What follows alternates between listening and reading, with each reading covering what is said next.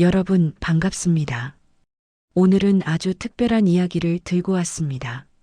조선시대 강원도 깊고 깊은 산골 마을에 사람 사는 집이 아니라 지옥이라 불리던 곳이 있었습니다. 매일 밤 밥상이 날아다니고 비명이 담장을 넘던 그 집. 그 집의 폭군 시아버지를 하룻밤 만에 고양이 앞에 쥐처럼 만든 한 여인이 있었습니다.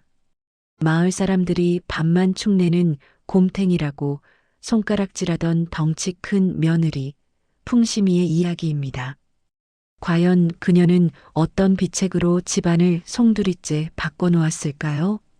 지금부터 그 통쾌한 복수극과 지혜의 현장으로 여러분을 초대합니다. 강원도의 깎아지른 절벽 아래 자리 잡은 맹호석의 집. 주인 맹호석은 이름값이라도 하듯 호랑이처럼 포악했습니다. 하지만 그 용맹함은 밖이 아닌 안으로만 향했죠. 젊은 시절엔 노름판을 전전하며 조상 대대로 내려오던 전답을 홀랑 까먹었고 늙어서는 매일 술에 취해 아내 연씨를 괴롭히는 것이 유일한 낙이었습니다. 아이고, 맹신네 집 담장 근처엔 가지도 마라. 귀신보다 무서운 늙은이가 사니까. 마을 사람들은 맹호석을 맹신맹해 보이는 신세이라 부르면서도 그의 앞에서는 숨을 죽였습니다. 그 아래서 평생을 눈물로 지낸 여인이 바로 아내 연씨였습니다. 연씨는 굽은 허리와 멍든 팔로 남편의 술상을 차리며 하루하루를 버텼습니다. 그런 집에 장성한 아들 돌쇠가 장가를 가게 되었다는 소식이 들렸습니다. 마을 사람들은 혀를 찼습니다.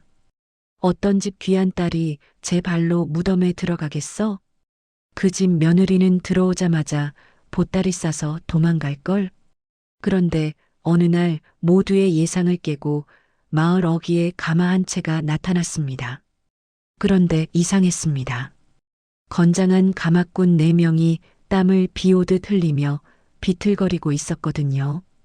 끙차, 끙차. 이 가마 안에 바위가 들었나? 왜 이리 무거워? 가마꾼들의 비명 섞인 소리와 함께 가마가 맹호석의 집 마당에 내려앉았습니다. 그리고 가마 문이 열리는 순간 구경 나왔던 마을 사람들은 그만 입을 쩍 벌리고 말았습니다. 가마에서 내린 며느리 풍심이는 보통 사내보다 머리 하나가 더 컸습니다. 어깨는 장판지 2장을 붙여놓은 듯 넓었고 팔뚝은 웬만한 장정 종아리만 했죠. 어휴, 저게 사람이야 곰이야? 며느리가 아니라 씨름판 천하장사를 데려왔네.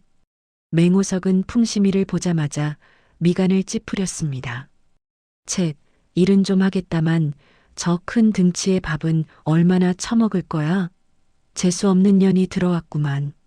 맹호석의 눈에는 며느리의 든든함보다는 식비 걱정이 먼저였습니다. 그는 첫 만남부터 풍심이를 곰탱이라 부르며 무시하기 시작했습니다. 시집온 첫날부터 풍심이는 맹호석의 모욕을 견뎌야 했습니다. 저녁 밥상에서 풍심이가 숟가락을 들기도 전에 맹호석이 밥그릇을 뺏어 던졌습니다. 어디서 밥만 축내는 곰탱이가 숟가락을 들어. 내가 먹는 쌀이 아깝다. 풍심은 아무 말 없이 텅 빈 밥상을 바라보았습니다. 옆에서 숨죽여 울던 시어머니 연씨가 자신의 밥을 덜어주려 하자 맹호석은 연씨의 머리채를 잡으려 위협했습니다. 이 편내가 어디서 기어올라? 너도 굶고 싶어? 그날 밤 풍심은 어둠 속에서 들려오는 소리에 귀를 기울였습니다. 옆방에서 들리는 맹호석의 거친 숨소리와 시어머니의 흐느낌. 그리고 잠시 후 방문이 살며시 열리더니 연씨가 누룽지 한 조각을 내밀었습니다. 얘야, 배고프지? 이거라도 좀 먹으렴. 미안하다. 이런 집에 오게 해서. 연씨의 손은 뼈만 앙상했고 곳곳이 갈라져 있었습니다. 풍심은 그 따뜻한 누룽지를 입에 넣으며 눈물을 삼켰습니다. 어머니, 걱정 마십시오. 제가 이 지옥을 끝내겠습니다. 사실 풍심은 친정에서 알아주는 여장부였습니다. 나무를 통째로 뽑아낼 만큼 힘이 셌지만 마음은 비단결 같았죠. 그녀는 결코 미련한 곰탱이가 아니었습니다. 단지 때를 기다리고 있었을 뿐입니다. 며칠 뒤 맹호석의 포악함은 극에 달했습니다. 노름에서 돈을 잃고 온 맹호석은 연씨가 지붕을 고치려고 모아둔 쌈짓돈까지 빼앗아 주막으로 달려갔습니다. 밤늦게 만취해 돌아온 그는 집안 기물을 부수며 연씨를 무차별적으로 폭행했습니다. 남편 돌쇠는 구석에서 부들부들 떨고만 있었습니다. 평생 아버지의 매질 아래 자란 돌쇠에게 아버지는 거역할 수 없는 공포 그 자체였죠. 풍심은 방 안에서 주먹을 꽉 쥐었습니다. 당장이라도 뛰어나가 시아버지의 목덜미를 잡고 싶었지만 그랬다가는 폐륜 며느리라는 낙인이 찍혀 쫓겨날 것이 분명했습니다. 법보다 무서운 게 소문이고 주먹보다 무서운 게 귀신이지. 풍심은 맹호석의 유일한 약점을 떠올렸습니다. 그는 사람에게는 강했지만 평소 귀신 이야기나 무속적인 현상에는 겁쟁이였습니다. 풍심은 다음 날부터 행동에 나섰습니다. 풍심은 마을 어귀의 무당을 찾아갔습니다. 그리고 자신이 가진 유일한 폐물인 은가락지를 건네며 부탁했습니다. 할멈, 마을에 소문 하나만 내주십시오. 술 마시고 마누라 때리는 놈들만 잡아가는 술 귀신이 이 동네에 나타났다고요. 다음 날부터 마을 우물가에서는 흉흉한 소문이 돌기 시작했습니다. 들었어? 요즘 산 아랫마을에 술 귀신이 붙어서 어떤 영감이 하룻밤 사이에 말라 죽었다네. 그 귀신이 어떤 사람한테 붙는데? 성질 고약하고 식구들 패는 사람만 골라 잡는다지 뭐야. 이 소문은 며칠 만에 맹호석의 귀에도 들어갔습니다. 맹호석은 겉으로는 애끼, 이 미친 것들, 귀신이 어디 있어? 라고 소리쳤지만 밤길을 걸을 때마다 뒤를 돌아보며 침을 뱉었습니다. 얼굴빛이 조금씩 창백해지기 시작했죠. 풍심은 이제 2단계 작전에 돌입했습니다. 그녀는 시아버지의 식사에 남몰래 소화가 안 되는 약초를 조금씩 섞었습니다. 속이 더부룩하고 안색이 나빠지게 만든 것이죠. 어느 날 저녁 풍심이 맹호석의 얼굴을 빤히 쳐다보며 말했습니다. 아버님, 안색이 왜 그러십니까? 꼭 잿빛 같습니다. 뭐, 내 얼굴이? 네.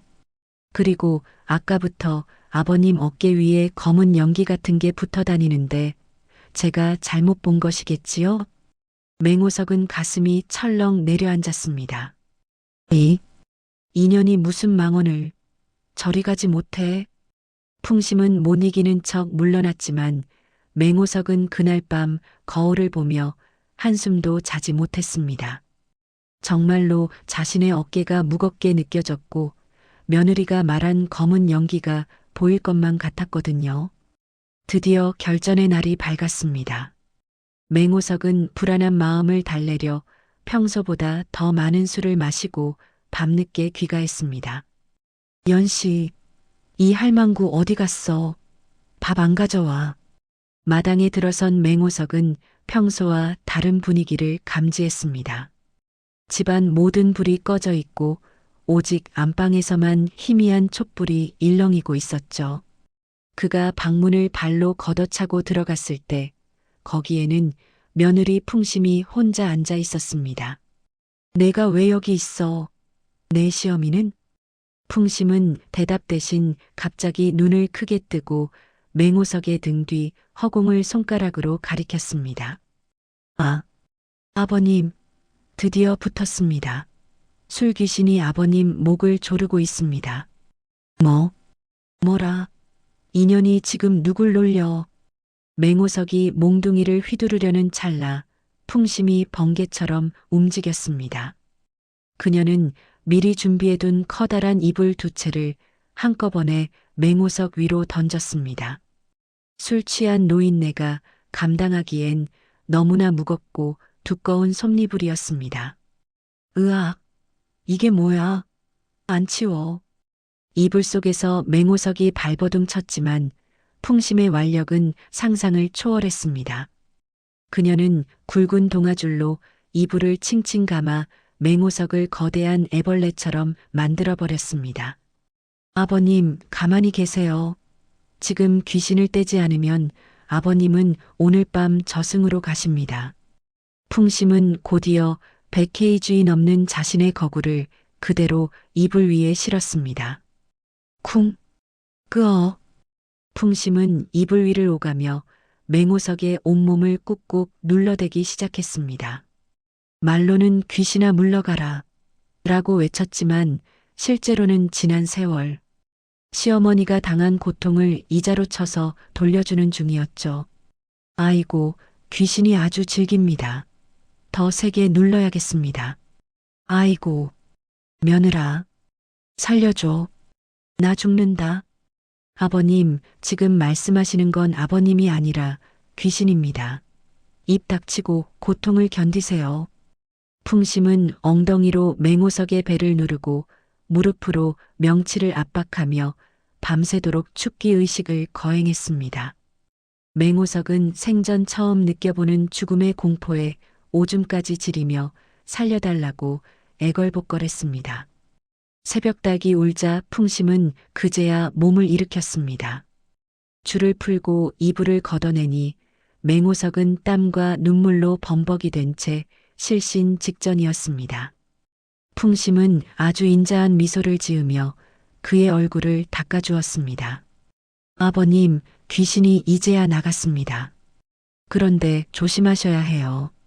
술을 다시 드시거나 집안 사람들에게 화를 내시면 그 귀신이 10배로 화가 나서 돌아온다고 합니다. 그때는 저도 도와드릴 수가 없어요.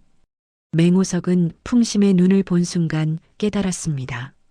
저 며느리는 곰탱이가 아니라 호랑이보다 무서운 존재라는 것을요. 만약 자기가 다시 예전처럼 행동한다면 정말로 저 이불 아래서 뼈도 못 추리고 죽을 수 있겠다는 확신이 들었습니다. 그날 이후 맹호석은 완전히 다른 사람이 되었습니다. 주막 근처엔 얼씬도 하지 않았고 아내 연씨에게는 임자, 밥 먹었어? 라며 난생 처음 존댓말까지 쓰기 시작했습니다. 조금이라도 화가 나려 하면 문가에 서서 자신을 조용히 바라보는 풍심의 거대한 그림자를 보고 바로 꼬리를 내렸죠. 집안의 폭력이 사라지니 재물이 모이기 시작했습니다. 며느리 풍심은 그 엄청난 힘으로 혼자서 소 3마리가 할 일을 해치웠고 밭에는 곡식이 넘쳐났습니다. 연씨는 평생 처음으로 비단옷을 입어보았고 아들 돌쇠도 어깨를 펴고 살게 되었습니다. 마을 사람들은 기적이라 말했습니다. 맹신네 집에 복덩이가 들어왔어. 그 곰탱이 며느리가 집안을 살렸네. 풍심은 여전히 밥을 3그릇씩 먹었지만 이제 시아버지는 손수 반찬을 그녀의 밥그릇 위에 올려주며 말했습니다. 많이 먹어라, 우리 복덩이 며느리. 그래야 우리 집을 지키지. 여러분, 풍심이의 이야기 어떻게 보셨나요? 만약 풍심이가 시아버지의 폭력에 똑같이 주먹으로 맞섰다면 어떻게 되었을까요? 아마 집안은 풍비박산나고 그녀는 죄인이 되었을지도 모릅니다. 하지만 풍심은 귀신이라는 지혜로운 방패를 빌려 시아버지에게는 지옥 같은 공포를, 시어머니에게는 천국 같은 평화를 선물했습니다. 진정한 힘은 휘두르는 것이 아니라 지켜야 할 것을 위해 지혜롭게 사용하는 것이라는 교훈을 우리에게 남겨줍니다. 지금 여러분 주변에 여러분을 괴롭히는 폭군이 있나요? 그렇다면 풍심이처럼 지혜로운 이불 한 채를 준비해 보시는 건 어떨까요? 긴 이야기 끝까지 들어주셔서 감사합니다.